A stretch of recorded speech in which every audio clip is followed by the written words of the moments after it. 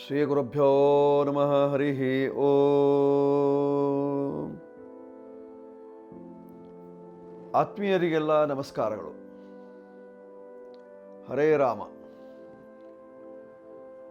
ಶ್ರೀಮಚ್ಚಂದ್ರಕಲಾಧರಾತ್ಮಜಮಜಂ ಶೃಂಗಾರ ಶೋಭಾಕೃತಿಂ ಗೌರೀಪೀನಘನಸ್ತನಾಮಿತಭಯ ಸಾರಜ್ಞವಾಜ್ಞಾಸನಂ ಬಾಲೇಶ ಪ್ರಕಟಾವಿಮಾನ ಜಲದೋ ದಂಚತ್ ಪ್ರಚಂಡಾನಿಲಂ ಸುಬ್ರಹ್ಮಣ್ಯಂ ಅಗಣ್ಯ ಪುಣ್ಯಚರಿತಂ ವಂದೇ ಪರಂ ದೇಶಿಕಂ. ಶ್ರೀ ಸುಬ್ರಹ್ಮಣ್ಯೇಶ್ವರಾಯ ನಮಃ. ಶ್ರೀ ಗುರವೇ ನಮಃ. ಆತ್ಮೀಯರೇ, ನಾವು ಈಗ 2025ನೇ ಇಸ್ವಿಯನ್ನು ಮುಕ್ತಾಯ ಮಾಡ್ಕೊಳ್ತಾ ಇದ್ದೇವೆ. 2026ನೇ ಇಸ್ವಿಗೆ ಕಾಲಿಡ್ತಾ ಇದ್ದೇವೆ.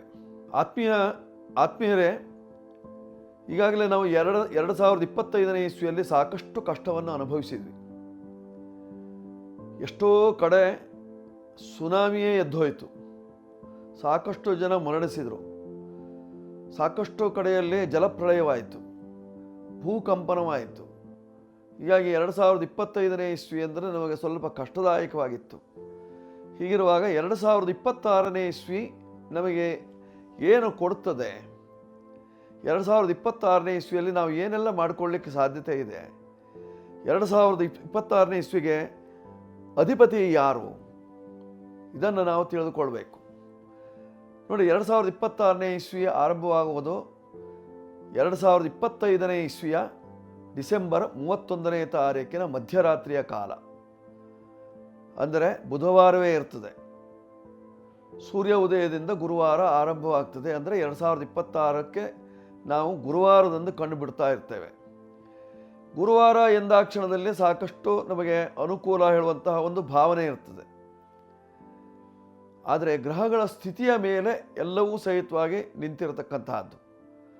ನಮಗೆ 1/1/2026 ಇದನ್ನು ನಾವು ಒಟ್ಟು ಸೇರಿಸಿದಾಗ 3 ನಾಮವೇ. ಯಾಕೆ ಎಂದರೆ 1ನೇ ಸಂಖ್ಯೆ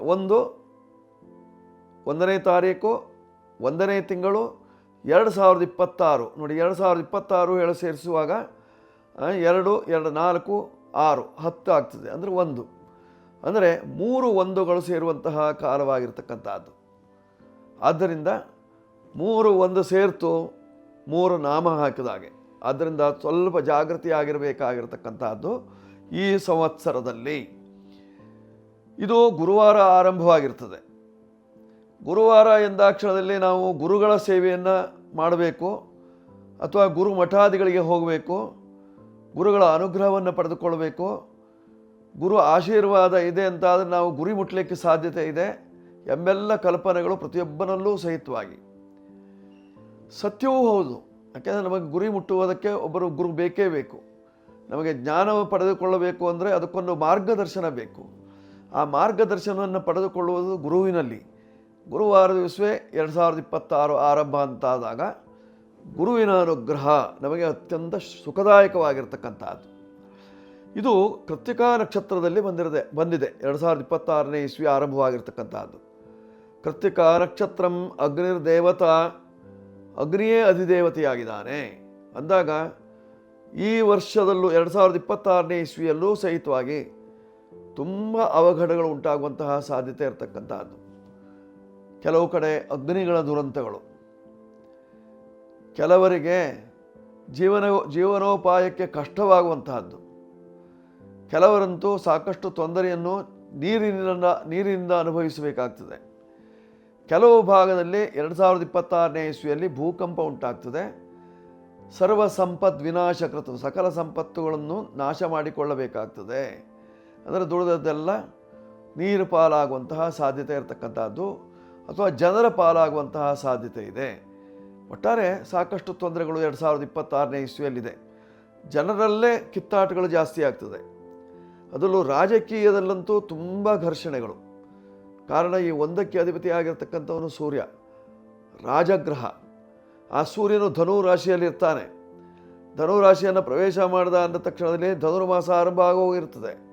ಈ ಧನುರ್ಮಾಸದ ಸಂದರ್ಭ ಅಂದ ತಕ್ಷಣದಲ್ಲಿ ಸೂರ್ಯನ ಪ್ರಖರವಾದ ಕಿರಣಗಳಿಂದ ಸಾಕಷ್ಟು ಬೇಯ್ತಾ ಇರ್ತೇವೆ ನಾವು. ಒಂದು ಕಡೆಯಿಂದ ಚಳಿ ಬಾಧಿಸ್ತಾ ಇರ್ತದೆ, ಮತ್ತೊಂದು ಕಡೆಯಿಂದ ಮಳೆಯೂ ಬರುವಂತಹ ಲಕ್ಷಣಗಳು. ಇದೆಲ್ಲವನ್ನು ನೋಡುವಾಗ 2026ನೇ ಇಸ್ವಿಯಲ್ಲಿ ತಾವೆಲ್ಲ ಏನು ಕನಸನ್ನು ಇಟ್ಕೊಂಡಿದ್ದೀರೋ ಆ ಕನಸು ನನಸಾಗುವುದು ತುಂಬ ಕಷ್ಟದಾಯಕವಾಗಿರತಕ್ಕಂಥದ್ದು. ಜೀವನದಲ್ಲಿ ಸಾಕಷ್ಟು ಕಷ್ಟಗಳು 2026ನೇ ಇಸ್ವಿಯಲ್ಲಿ, ಅದರಲ್ಲೂ ರಾಜಕಾರಣಿಗಳಿಗೂ ಕಷ್ಟ, ರಾಜಕಾರಣಿಗಳಿಂದ ನಮಗೂ ಕಷ್ಟ ಉಂಟಾಗುವಂತಹ ಸಾಧ್ಯತೆ ಇರತಕ್ಕಂಥದ್ದು. ಆದ್ದರಿಂದ ತುಂಬ ಜಾಗ್ರತೆ. ನೋಡಿ, ಈಗ 2026ನೇ ಇಸ್ವಿ ಜನವರಿ 1ನೇ ತಾರೀಕಿನ ಗ್ರಹಸ್ಥಿತಿಯನ್ನು ನಾವು ನೋಡುವಾಗ ಚಂದ್ರನು ವೃಷಭ ರಾಶಿಯಲ್ಲಿದ್ದಾನೆ, ಕೃತ್ತಿಕಾ ನಕ್ಷತ್ರದಲ್ಲಿ. ಮಿಥುನ ರಾಶಿಯಲ್ಲಿ ಗುರು ಇದ್ದಾನೆ. ಇನ್ನು ಸಿಂಹರಾಶಿಯಲ್ಲೇ ಕೇತು, ಧನು ರಾಶಿಯಲ್ಲಿ ಎಲ್ಲ ಗ್ರಹಗಳು ಸೇರ್ಕೊಂಡು ಬಿಟ್ಟಿದೆ. ರವಿ, ಕುಜ, ಬುಧ, ಶುಕ್ರ ಧನು ರಾಶಿಯಲ್ಲಿದ್ದಾರೆ. ಇನ್ನು ಕುಂಭರಾಶಿಯಲ್ಲಿ ಯಥಾವತ್ತಾಗಿ ರಾಹು, ಮೀನರಾಶಿಯಲ್ಲಿ ಶನಿ ಮಹಾತ್ಮ. ಇದೆಲ್ಲವೂ ಗ್ರಹಸ್ಥಿತಿಯಾಗಿರ್ತಕ್ಕಂಥದ್ದು. ಹೀಗಿರುವಾಗ ವೃಷಭ ರಾಶಿಯಲ್ಲಿ ಚಂದ್ರನು ಉಚ್ಚನಾಗಿದ್ದರೂ ಸಹಿತವಾಗಿ, ಉಚ್ಚ ಸ್ಥಾನದಲ್ಲಿದ್ದರೂ ಸಹಿತವಾಗಿ ಕೃತ್ತಿಕಾ ನಕ್ಷತ್ರದಲ್ಲೇ ಇರುವುದರಿಂದ ಹೆಂಗಸರಿಗೆ ತುಂಬ ಕಷ್ಟದಾಯಕವಾಗಿರ್ತಕ್ಕಂಥದ್ದು. ನಾರಿ ಶಕ್ತಿ ಅಂತ ಹೇಳ್ತೇವೆ ನಾವು, ಆದರೆ ನಾರಿಯರಿಗೆ ತುಂಬ ಕಷ್ಟದಾಯಕವಾಗಿರ್ತಕ್ಕಂತಹ ಸಮಸ್ಯೆಗಳು ಉತ್ಪತ್ತಿಯಾಗ್ತದೆ. ಸಾಕಷ್ಟು ತೊಂದರೆಗೀಡಾಗ್ತಾರೆ. ಹಲವು ಸಮಸ್ಯೆಗಳನ್ನು ಎದುರಿಸಿ ಸಾಕಷ್ಟು ಶಾಪ ಹಾಕುವಂತಹ ಸಂದರ್ಭ ಬರ್ತದೆ. ಇದೆಲ್ಲ ಇರತಕ್ಕಂಥದ್ದು 2026ನೇ ಇಸ್ವಿಯಲ್ಲಿ. ಆದ್ದರಿಂದ 2026ಕ್ಕೆ ಅಧಿಪತಿಯಾಗಿರ್ತಕ್ಕಂಥವನು ಗುರುವಿನ ಆರಾಧನೆಯನ್ನು ಮಾಡಿಕೊಳ್ಳುವುದರಿಂದ ಅಜ್ಞಾನತಿಮಿರಾಂಧಸ್ಯ ಜ್ಞಾನಾಂಜನಶಲಾಕಯ ಚಕ್ಷುರುನ್ಮೇಲಿತಂ ಯೇನ ತಸ್ಮೈ ಶ್ರೀ ಗುರವೇ ನಮಃ. ಅಜ್ಞಾನದಿಂದ ನಾವು ತೊಳಲಾಡ್ತಾ ಇದ್ದೇವೆ. ಆ ಅಜ್ಞಾನವನ್ನು ಹೋಗಲಾಡಿಸಿ ಜ್ಞಾನ ಸಮುದ್ರವನ್ನು ದಾರೆ ಎರೆಯುವವರು ಗುರುಗಳು. ಆದ್ದರಿಂದ ಗುರುವನ್ನು ಆಶ್ರಯಿಸೋಣ, ಗುರುವಿನ ಅನುಗ್ರಹವನ್ನು ಪಡ್ಕೊಳ್ಳೋಣ 2026ನೇ ಇಸ್ವಿಯಲ್ಲಿ. ವೀಕ್ಷಕರೇ, ಈ ಸಂಚಿಕೆ ಏನಾದರೂ ನಿಮಗೆ ಇಷ್ಟವಾಗಿದ್ದಲ್ಲಿ ಸಬ್ಸ್ಕ್ರೈಬ್ ಮಾಡಿ, ಬೆಲ್ ಬಟನ್ ಒತ್ತಿ. ನಮ್ಮ ನಂಬರ್ ಬೇಕು ಅಂತಾದಲ್ಲಿ ಕೆಳಭಾಗದಲ್ಲಿ ಎಲ್ಲ ನಂಬರ್ಗಳು ಕಾಣಿಸ್ತದೆ, ಬೇಕಾದರೂ ಉಪಯೋಗಿಸ್ಕೊಳ್ಳಿ. ಶುಭವಾಗಲಿ. ಶುಭವಸ್ತು.